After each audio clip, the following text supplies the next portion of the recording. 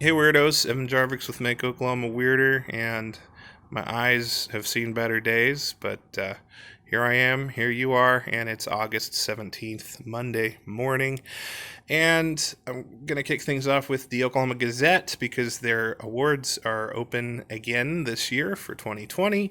If you would like to be nominated, or if you know people who want to be nominated to be Best of Oklahoma City, this is where you do it. It's open until September the 7th. And of course, this is for all sorts of practices and personalities. But there's a few categories for music here, and I like to showcase in particular the Gazette Awards because of all the generally major People's Choice Award kind of things. It's one of the few that actually seems to care about having proper categories for different music offerings, so that it's not just Riverwind Casino Theater taking stuff, and the Chesapeake Arena taking home the awards. It's actually locally minded a bit more. So I wrote down a few categories that are relevant to me and relevant to the music scene here. Best local original band slash singer. If you look at the description for this, it's very clear about this also includes hip hop. This also includes hip hop groups and rappers and all various forms of hip hop. I don't know why they don't just put hip hop in the category name and they have to clarify it like that. I always thought that was kind of weird, but they did that I think last year for the first time, or maybe the year before, to kind of clarify that, and I appreciate that. So I wanted to clarify that as well. Local original band slash singers, just if you make any kind of original music in Oklahoma. If you do instrumental electronic music, that's going to fall in this category. Best bar for live music. There's plenty of examples, of course. Anything from Hilo Club to Blue Note to 51st Street Speakeasy. But I also want to mention that typically these awards are also open to things that are in the greater metro area. So we're talking Norman, we're talking the Deli, we're talking Bluebonnet, we're even talking, I don't see why something like Vices couldn't get nominated out in El Reno. So just wanted to point that out there. Best concert venue, so not necessarily a bar, more of a full-on venue, your Tower theaters and such. And we have the best local district, which I mentioned because it's a great opportunity to promote a district that has a live music situation going on, because not all of them do. And the best local annual event festival, which almost always goes to a major art festival, but Norman Music Festival would be my pick if I had a choice. So I wanted to share that with you real quick. Those are some categories that I think are relevant to things like Make Oklahoma Weirder and the local music scene here. And you can write in your choices from now until September 7th. You can go to bestofoklahomacity.com is a URL for this thing. And you have to nominate however many categories for it to count, but I'm sure you can probably figure that out. And yeah, it's something that I think a lot of people miss. It's something that a lot of people kind of don't pay attention to until the top five are nominated, and then you have the voting rounds, and then it's like, okay, why is this person in the top five? That they're nowhere near the top five. Well, it's because people didn't nominate them. So you got to campaign. You got to really get your people together to do this, and a lot of times you'll be surprised at how far you can get because, like I said, not a lot of people are always out there paying attention to this kind of stuff in the early stages. So I wanted to mention that. Gonna move from there to When the Clock Strikes. If you don't know, When the Clock Strikes is a band out of Tulsa. I've written about them, I think, at least once. They were in my Big 50. I wrote a review for their most recent EP, which is fantastic. If you've been following them on Twitter, you've been following quite the saga. And I've got to mention all of that because it kind of developed into a wonderful new thing recently.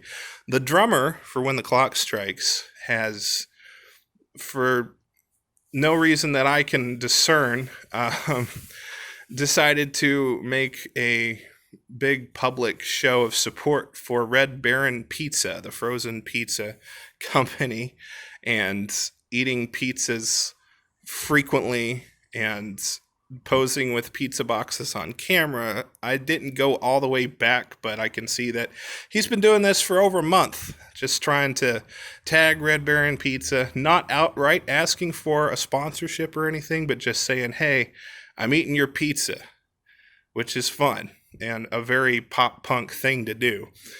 But there was some developments there with another Tulsa band, Outline in Color, who made sort of an escalation of this into a demand of, hey, sponsorship my boy.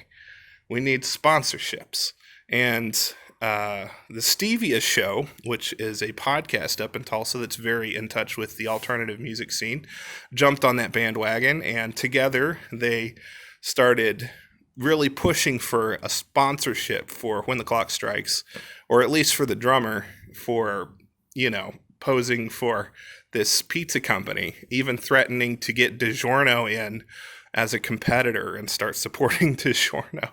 So it's a fun thing. It's a whole thing that happened over on Twitter, so you can follow all that with these various accounts. But it eventually paid off because they made an offer. When the Clock Strikes then made a quick song, a pizza song. I think it's called In Pizza We Crust, parentheses in key of G major or something, but it's a lot of fun. It's quick. But if you know When the Clock Strikes, they are a very fun, high energy pop punk band, and they also do the theme song for the Stevia Show. And yeah, it's a really fun development. Apparently, it's still developing, and there's more where that came from, because in payment for this song, Red Baron Pizza delivered them 50 frozen pizzas, and you can find a picture of that as well. Tons of frozen pizza given for free for this song. So that's a lot of fun, and just goes to show you never know. Sometimes it seems like you're just, really trying and failing to get any kind of sponsorships out there, but it can happen. It can happen with community support, and that's really what pushed this over. And ever since then, I've seen a lot of people who have just been like, yeah, I'm going to get a Red Baron Pizza in support of this. And so, both sides end up winning out on this. I think I'm going to get a Red Baron Pizza soon, because there's one literally in the freezer right now, and I do a Q&A pizza party for a certain tier in my Patreon list for Make Oklahoma Weirder, which, by the way, if you don't know, patreon.com/weirderok will tell you all about the Patreon that I have going. But we do a pizza party Q&A every month, and I'm going to be having a Red Baron Pizza in honor of that. So that's a lot of fun. Man, I'm running out of time here, but I got to mention Kingdom of Ashes. Awesome metal-ish band. They're definitely metal, but they aren't like hardcore stuck in a genre. Like, they are very genre diverse, very happy to twist things and try new things. And if you love instrumental, highly technical, hard, but also light music that is very rock driven, but not 100% always, Kingdom of Ashes. They've dropped their full-length album. You can get it on Bandcamp right now. It's coming to the streaming platforms soon. It's awesome. It sounds great. The tracks like to blend into one another, so if you listen to it in one go, it kind of sounds like one overall experience, like on a vinyl player or something. It's pretty cool. So Kingdom of Ashes has been a thing for a couple years or so, and it's exciting to finally see them come out with some studio material. So if you dig that sort of instrumental, highly technical rock music, it's great. And you can, there's a double single that came out earlier, so if you want a taste of that, check that out, because it's like two of the tracks that go back to back with one another, and you get a feel for kind of how the album flows. So it's great. And I want to squeeze in a little bit of mention for Pabu real quick, because they came out with a music video, their first music video, for a track called Miss Macy, which sounds amazing. Again, great sounding rock music coming out of Oklahoma. And these guys have certainly been pushing for a little while now and been coming out with some new singles and some really great branding and website developments and all that good stuff. But they finally have a nice music video out. It's just a band in a garage kind of music video, which usually I'm a little dismissive of, but it's shot so well and it's directed so well that It's nice. It gets me a little hyped up, and I love the way this song sounds. And go check it out. It's called Miss Macy by Pabu. You can find them at Pabu the Band, I believe. And that'll do it for this week. I will check in next week.